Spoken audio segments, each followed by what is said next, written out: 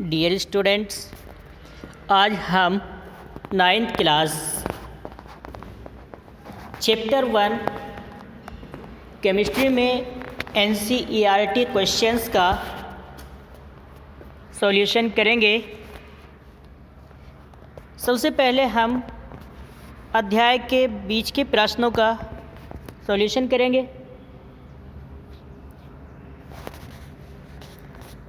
तो इसमें क्वेश्चन है कि निम्नलिखित प्रेक्षण के कारण बताइए। अर्थात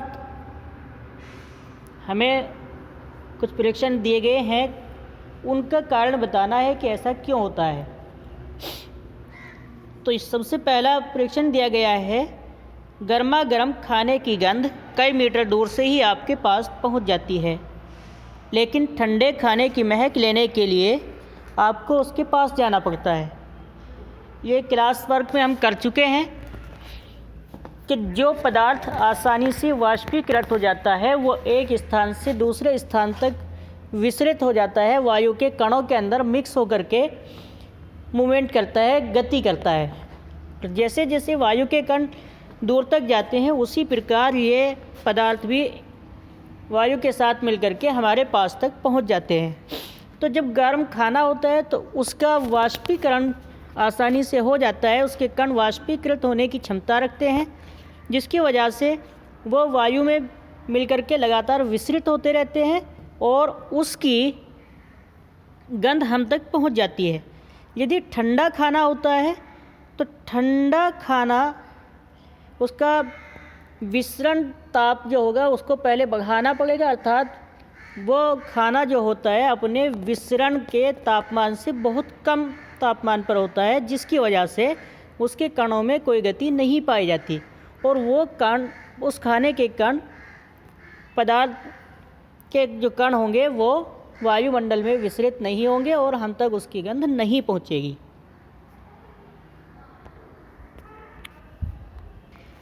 नेक्स्ट क्वेश्चन है, स्विमिंग पूल में गोताखोर पानी काट पाता है, इससे पदार्थ का कौन सा गुण प्रेक्षित होता है।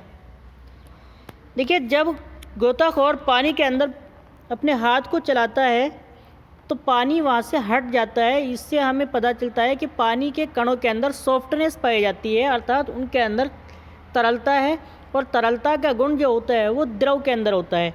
अर्थात पानी के कणों को काटना इसलिए संभव है क्योंकि उसके कणों के बीच में रिक्त स्थान पाया जाता है और रिक्त स्थान पाए जाने की वजह से जब हाथ उसके अंदर चलाया जाता है तो कण वहाँ से हट करके दूसरी जगह पर चले जाते हैं। अर्थात जल जो है ये तरल अवस्था में मिलता है और इसी वजह से पानी को गोताखोर काट पाता है। तो इस प्रेक्षण से हमें पता चलता है कि पानी द्रव अवस्था में पाया जाता है, पानी की द्रव अवस्था को ये प्रदर्शित करता है।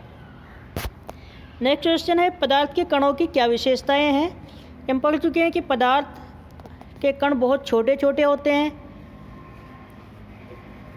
रुडोल्फ क्लासियस द्वारा दिए गए अणुगति सिद्धांत के अंदर हम पढ़ चुके हैं कि पदार्थ के कण बहुत छोटे छोटे होते हैं, पदार्थ के कणों के बीच रिक्त स्थान होता है, कण निरंतर गति करते हैं और पदार्थ के कण एक दूसरे को आकर्षित करते हैं। जिस बल से ये आकर्षित होते हैं उसको हम आकर्षण बल या इंटरएक्शन फोर्स कहते हैं।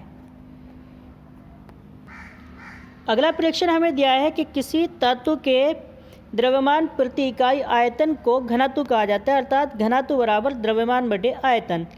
तो इस फॉर्मूले के अनुसार हमें लिखना है कि बढ़ते हुए घनत्व के क्रम में निम्नलिखित को व्यवस्थित करें। तो सबसे पहले वायु, चिमनी का धुआं, शहद, जल, चौक, रुई और लोहा। तो यहाँ पे हमें ध्यान रखने की ज़रूरत है कि जो ठोस पदार्थ होते हैं उनका घनत्व अधिक होता है, द्रव का और कम होगा, और जो पदार्थ गैसीय अवस्था में होते हैं उनका सबसे कम घनत्व होता है। तो यहाँ हमें घनत्व का बढ़ते क्रम में रखना है। तो यहाँ सबसे कम गैस, उसके बाद द्रव, फिर ठोस। और इसमें भी हम देखेंगे कि वायु जो है ये गैसों का मिश्रण होता है, जबकि धुएं के अंदर कार्बन के भी कुछ कण पाए जाते हैं जो एक ठोस होता है। तो ये चिमनी का जो धुआं होगा ये कुछ सॉलिड स्टेट में होगा तो सबसे कम वायु का होगा, उसके बाद चिमनी का धुआं अब घनत्व प्रदर्शित करेगा। इसके बाद हम लेते हैं जल और शहद। जल जो है ये तरल पदार्थ है, पूर्ण रूप से अति तरल होता है, और शहद जो है ये जेल टाइप का होता है, अर्थात जल की अपेक्षा कुछ सघन होता है। तो जल से शहद का घनत्व अधिक होगा। इसके बाद ठोस पदार्थों में रुई सबसे सॉफ्ट है, उसके बाद चॉक है, और सबसे टफ या हार्ड मटेरियल जो है वो लोहा है। तो इस तरह से जो क्रम आएगा, सबसे कम वायु, फिर चिमनी का धुआं उससे ज़्यादा घनत्व रखेगा, उसके बाद जल का घनत्व, फिर शहद का घनत्व, रुई का घनत्व, चॉक, और सबसे अधिक घनत्व वाला पदार्थ लोहा होगा। नेक्स्ट है निम्न पर टिप्पणी कीजिए।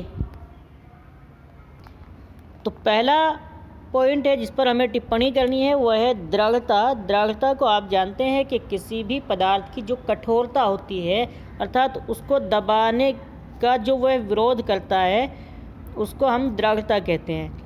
अर्थात कोई वस्तु अपने आकार में परिवर्तन का जिस दर से विरोध करती है वो उसकी दृढ़ता कहलाती है। जैसे ठोस पदार्थ जो है वो अपने आकार परिवर्तन का पूर्णतः विरोध करते हैं, तो ये इनके अंदर इसीलिए अधिकतम दृढ़ता पाई जाती है, कठोरता अधिक पाई जाती है। जबकि द्रव पदार्थ के अंदर अपने आकार परिवर्तन का विरोध आंशिक रूप से होता है, पूरी तरह से नहीं होता। जबकि गैस अपने आयतन के, अपने आकार के परिवर्तन का कोई विरोध नहीं करती। तो इस तरह से गैसें जो होंगी ये सबसे अधिक दृढ़ होती हैं, सबसे कम दृढ़ होंगी, और ठोस पदार्थ पूर्णतः दृढ़ होते हैं, अर्थात कठोर होते हैं। नेक्स्ट है संपीड्यता।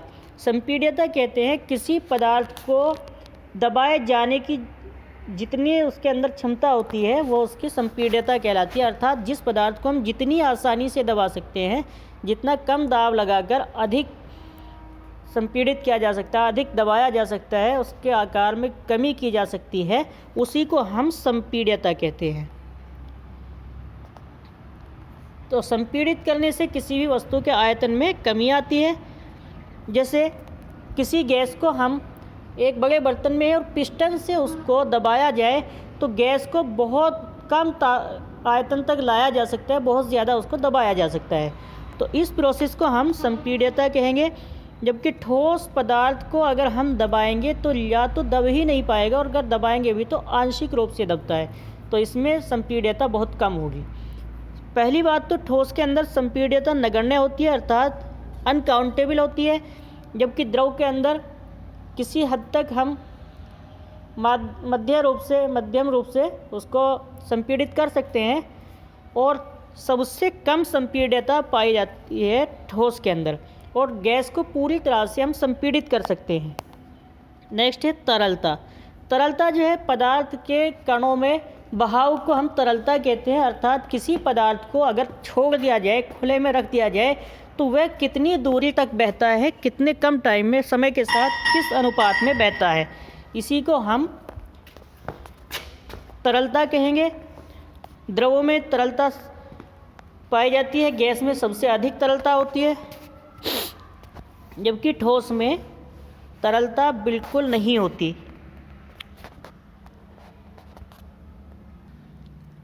गैस में बर्तन को भरना। अभी आपने पढ़ा है कि गैसों में सबसे अधिक संपीड्यता पाई जाती है। तो संपीड्यता होने की वजह से एक छोटे से बर्तन के अंदर अधिक दाब लगाकर बहुत सारी गैस को भरा जा सकता है। नेक्स्ट है आकार। आकार किसी वस्तु की ज्यामितीय संरचना होती है, अर्थात कोई वस्तु किसी आयतन को जिस रूप में घेरती है वो उसका आकार कहलाता है। ठोस पदार्थों का आकार और आयतन दोनों ही निश्चित होते हैं, जबकि गैस और द्रवों का आकार अनिश्चित होता है, यह परिवर्तित होता रहता है। नेक्स्ट गतिज ऊर्जा है।